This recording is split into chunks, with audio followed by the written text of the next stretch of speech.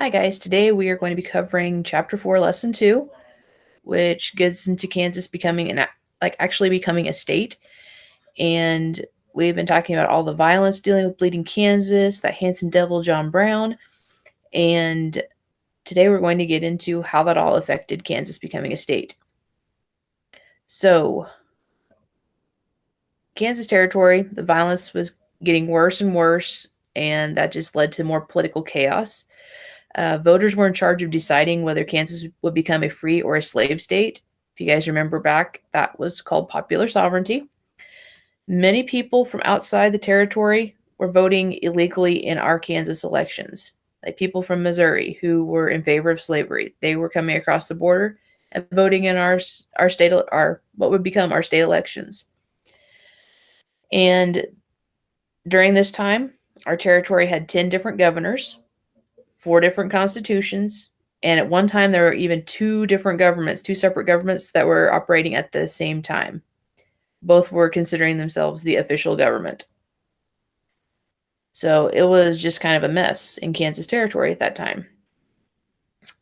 Um, there was a lot of election fraud, people who were voting illegally. A senator from Missouri named David Rice Atchison, he was one who was encouraging the Missourians to cross the border to vote illegally in our elections to sway the outcomes. They wanted slavery in Kansas. In 1854, Governor Reeder, who was our first territorial governor, he ordered an election to pick a delegate for the U.S. Congress because we weren't technically a state yet, but we could still have our ideas represented in Congress. Border ruffians, if you remember back to lesson 1, it's been a few weeks, but border ruffians were the Missourians who came across the border to vote in our elections illegally. And due to that, a pro slavery supporter won, and over half the votes were illegal. Next spring rolls around. The border ruffians, they voted illegally in our next election for a new territorial legislature. If you remember back with lesson 1, when Andrew Reeder asked a census to be taken to count the territorial residents, there were only 2,905 people who could vote in our elections. White men who were eligible to vote. However, in this particular election, we had nearly 5,000 votes. And that was just for the legislatures who were pro-slavery. That's an example of election fraud. Fraud is just anything that's dishonest or unlawful behavior, one of our vocab words. The Free Staters, they called this a bogus legislature, since the people who were elected, they were illegitimate or bogus. They were not voted on by the people of Kansas Territory. Now, the bogus legislature, they continued on, and they met in Pawnee, which was a town that Governor Reeder had picked for the legislature, so it would be as far away from the Missouri state line as possible, and it wouldn't be influenced by Missourians as much. However, Andrew Reeder was also a land speculator. Remember, he was one of those guys who would buy up land and then try and sell it really to make a profit. And he wanted that to become the capital. So he wanted it to grow and he wanted to make a big profit off of Pawnee.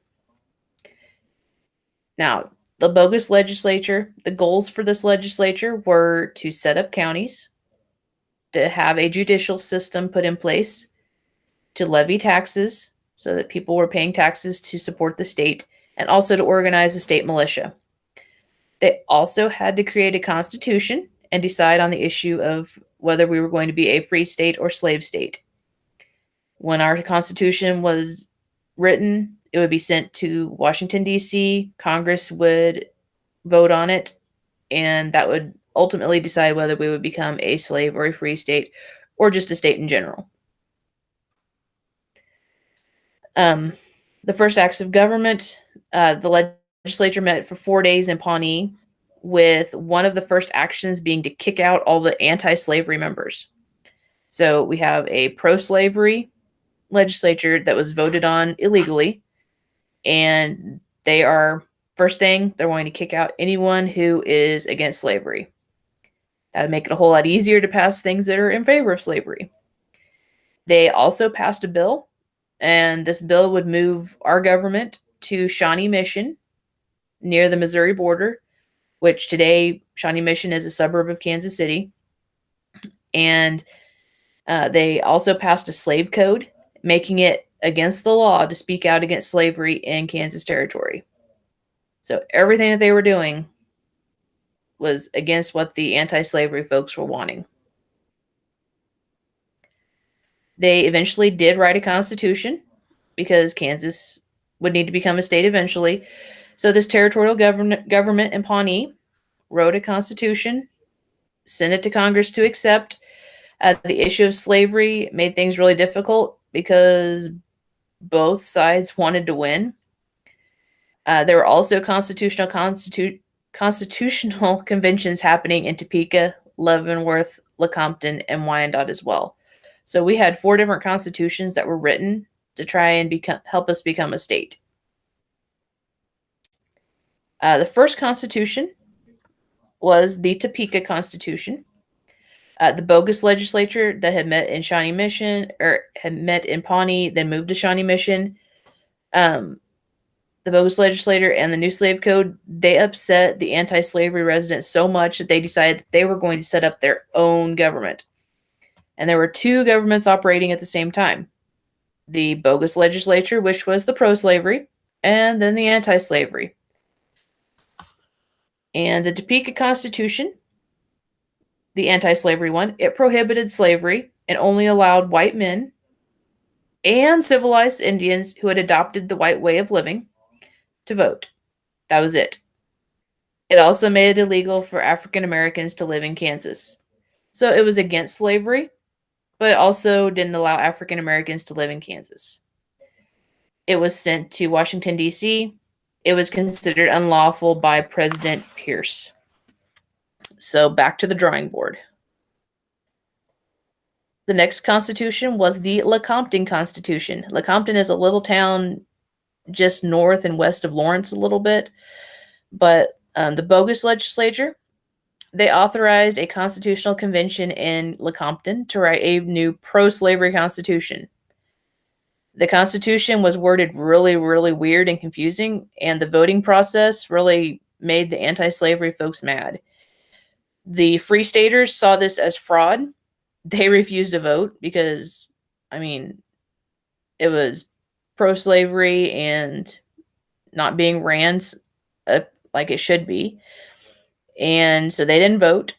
So that meant that a large pro-slavery majority voted, and it won by a landslide. The new Free State legislature called for a new vote on the Lecompton Constitution, and that time it was defeated. At this time, we had a new U.S. president named President Buchanan, James Buchanan, and he went ahead and submitted the Constitution anyway, even though the second time it had been defeated, and he recommended Kansas for statehood. Congress was questioning whether it was really the will of the people, because that was the whole point of popular sovereignty. So it was sent back for a third vote in Kansas, and it was defeated again. So Kansas is still trying to become a state, still trying to get a constitution. Next, we have the Leavenworth Constitution. They met in Leavenworth, which is in the far northwest corner of Kansas. The Free State delegates, they gathered here to write a third constitution. Again, it prohibited slavery. It would give all men the right to vote, whether you were white, Native American, African American, whatever. If you were a man, you were allowed to vote. However, it restricted women's rights big time. And not very many people chose to vote on this constitution. It did pass and got sent to Washington, D.C. However, it didn't make it through Congress. And finally, a fourth and final constitutional convention took place in Wyandotte. This constitution made Kansas a free state, and it set the current western boundary for our state. So if you're traveling west and you get to the Colorado line, that's the line that was set by this constitution. Voting rights were restricted to only white men. However, women were given some rights and were allowed to own property. And the people of Kansas Territory did decide to approve it.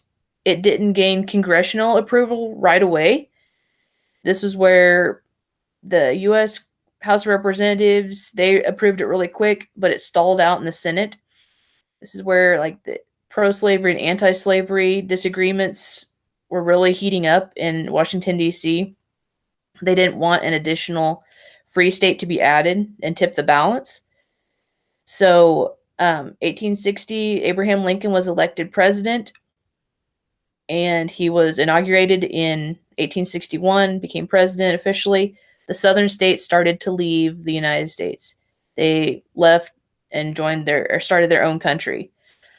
The balance of power then shifted in Senate, and it gave the anti-slavery folks more power, and there were finally enough votes for Kansas to become a state. Woohoo! So we became the 34th state in the United States on January 29th, 1861. We celebrate Kansas Day every year on January 29th. Our state, even though we worked so hard to become a state, we had really hard times getting started. Our state treasury had no money, and the state was in debt big time. The state armory, which was a place where weapons were stored, had no guns, no ammunition, so we couldn't defend ourselves even if we wanted to. We still had a hostile border with Missouri. The Indian frontier was stretching out to the west, and tensions were really increasing due to our country's push for more land and resources. So more and more people were moving into Kansas state. Our first state governor was Charles Robinson. He wanted the U.S. government to pay damages for bleeding Kansas and all the damages and all the struggles that happened there, as well as help citizens who were struggling with a drought. Didn't happen. Back in the last lesson that we covered, when we were talking about bleeding Kansas, when Lawrence was raided and homes were burned, newspaper offices were burned, and we talked about a prominent anti-slavery person's home being burned. That was Charles Robinson, our very first governor. His home was burned to the ground. He actually was arrested for treason and conspiracy. Conspiracy is planning in secret to do something illegal, which the pro-slavery folks thought he was doing something illegal by planning an anti-slavery constitution. Really wasn't illegal. It just depended on the other side's opinions.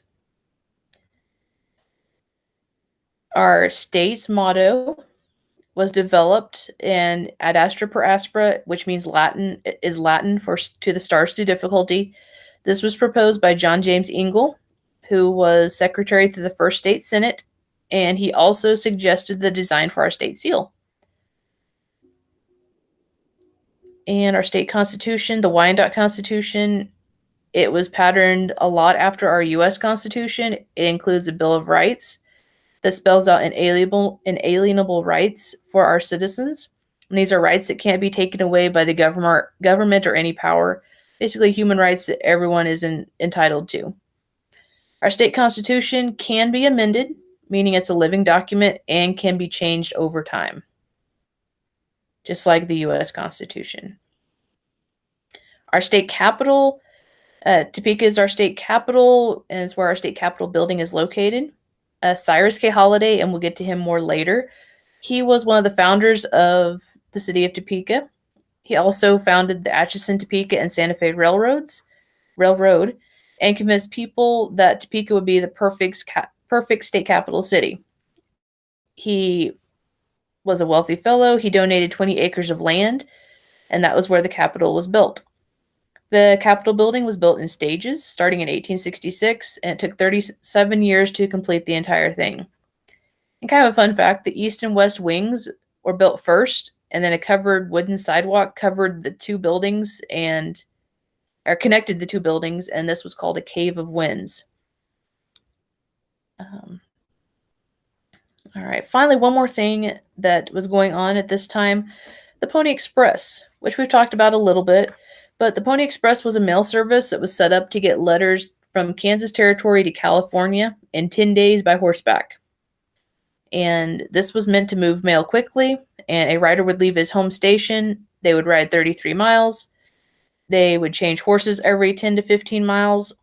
When his route was finished, he would meet another rider, and they would take the mail to the next rider, and so on and so forth, until they rode the entire 2,000 miles.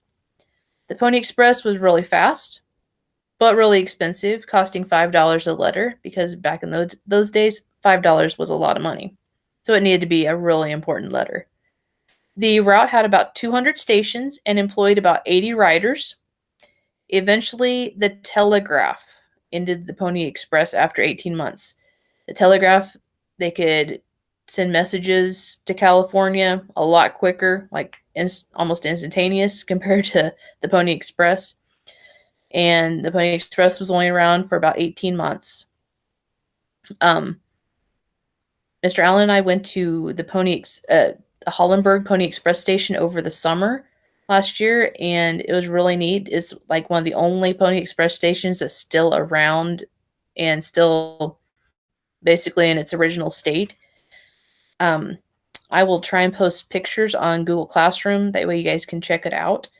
But it was really neat to visit. And I think, yep, that's our last slide for today. And we'll get into the Civil War and how Kansas played a part in that next time. Have a great day.